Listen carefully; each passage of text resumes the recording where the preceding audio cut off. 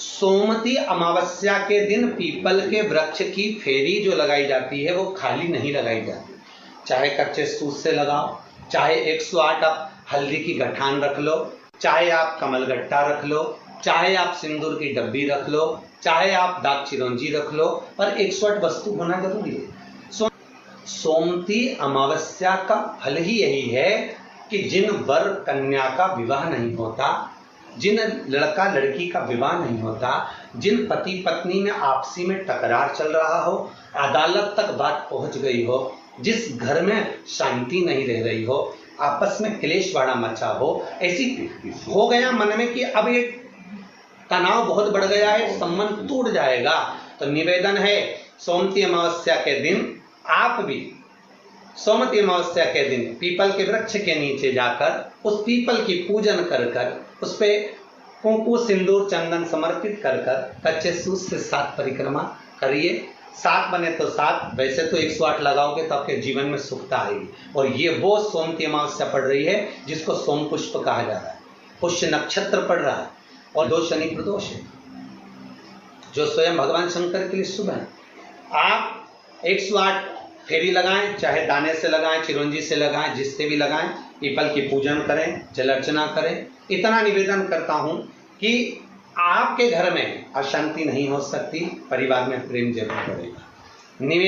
निवेदन है जिसके घर में क्लेश बहुत मचा हुआ है, या कोई पैसा खाकर चले गया, धन नहीं दे रहा, रुपया नहीं दे रहा, और बहुत मशक्कत कर लिए, हाथ जोड़ लिया, पांव पड़ लिया, रुपया नहीं दे रहा, तो काली तिल्ली को पानी में गला दीजिए और पानी में गलाकर उसको सुबह पीस लीजिए। सोमती अमावस्या के दिन सुबह पीस लो, पीस कर एक कटोरी में उसमें पीला चंदन मिला लीजिए, उसको लेकर जाइए। 1 लोटे में दूध और जल लेकर जाइए, 5 बेलपत्र लेकर जाइए, शंकर के मंदिर में पहुंचिए। शंकर जी के शिवलिंग को वो जो तिल आपने पीसी है उस तिल को आप मिक्सर में मत पीसना, हाथ में कूटी, हाथ से कूटिए या कोई बेलन से या कोई वस्तु से उसको पीसिए और पीस कर उसका उत्तन तैयार करिए, उसमें चंदन मिलाकर शंकर के शिवलिंग को समर्पित करिए, शंकर के शिवलिंग को लगाइए। केवल शिवलिंग को ही नहीं, भगवान शंकर की संपूर्ण जलाधारी पर, जहां शंकर भगवान की बेटी अशोक सुंदरी है, कार्तिकेय जी हैं, गणेश जी हैं, उस पूरे जलाधारी में जहां पार्वती मैया भी विराजमान है, पूरी जलाधारी को समर्पित करिए। समर्पित कर कर त्रिपुंड लगाइए, अपनी 3 उंगलियां उसी चंदन पर फेर दीजिए, फेर कर अपनी कामना कर कर बेलपत्र चढ़ा दीजिए। 5 या 7 बेलपत्र आपके भाव से आप शिव को समर्पित कर दीजिए। समर्पित कर कर हाथ में कलश लेकर, दूध और जल मिला हुआ पात्र लेकर शंकर को समर्पित करिए और बाबा भोलेनाथ से विनती करिए कि जिस व्यक्ति ने हमारा धन खाया है, जिस व्यक्ति ने पैसा रख लिया या कोई लेकर चले गया या कोई ऐसा काम हो गया कि वो धन आ ही नहीं रहा है, बहुत तकलीफ में है, तो बाबा से विनती करो। मुझे पूरी उम्मीद है कि सोमती अमावस्या इस बार आप जो कर रहे हैं, अगली सोमती अमावस्या जब आएगी, इतनी प्रसन्न चित्त में आप ये पूजन करेंगे, वापिस करेंगे और पूरे परिवार समेत करेंगे। जब आपका धन आ जाएगा, वैभव हो जाएगा, तो आप वापिस उसको धारण करेंगे। फिर नहीं, और लिख के रखना, अगली सोमती को फिर करना, जब सोमती अमावस्या पड़े फिर उसको करिएगा, आपको फल अधिक मिलेगा। मेरा निवेदन, जिन कन्या और वर के विवाह नहीं हो रहे, वो सोमती अमावस्या के दिन जाकर बाबा पीपल के पेड़ की फेरी अवश्य दें। 108 नहीं बने 7 अवश्य दें।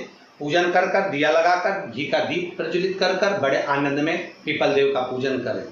और निवेदन, जिस व्यक्ति को रोग बहुत हो, चाहे शुगर हो, बीपी हो, या घुटने में दर्द हो, कमर में दर्द हो, या बहुत कष्ट का जीवन निकल रहा हो, यहाँ तक कैंसर जैसी भी बीमारी यदि आपको है, तो ये सोम पुष्प को छोड़ना मत ही, सोमती अमावस्या को मत छोड़ना। निवेदन है, आप एक पात्र जल जिसमें पीला चंदन, पात्र के जल में एक कलश में जल लीजिएगा, उसमें पीला चंदन घोल लीजिए। पीला चंदन घोलकर उसमें थोड़ी सी काली मिर्ची पीस कर मिला लीजिए, काली मिर्ची को पीस कर डाल दीजिए और उसमें 7 बेलपत्र उसके अंदर डाल दीजिए। 7 बेलपत्र के साथ में 7 वृक्ष के पत्ते, कोई भी वृक्ष जो आपके पास में हो, 7 वृक्ष के पत्ते उस कलश में डाल दीजिए।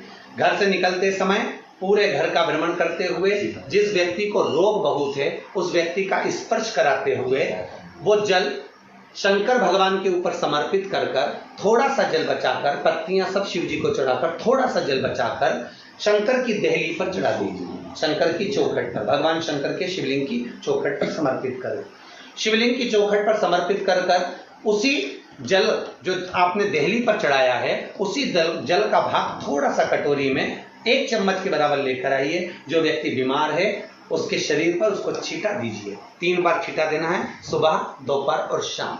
उसके बाद में बाबा विश्वनाथ से प्रार्थना करिए। शाम के समय घर के बाहर एक घी का दिया अवश्य लगाइए। मुझे पूर्ण उम्मीद है सोमती अमावस्या रोग मुक्त करेगी, अधिक फल आपको प्रदान करेगी, सुख का अनुभव कराएगी, आपके जीवन का कल्याण करेगी।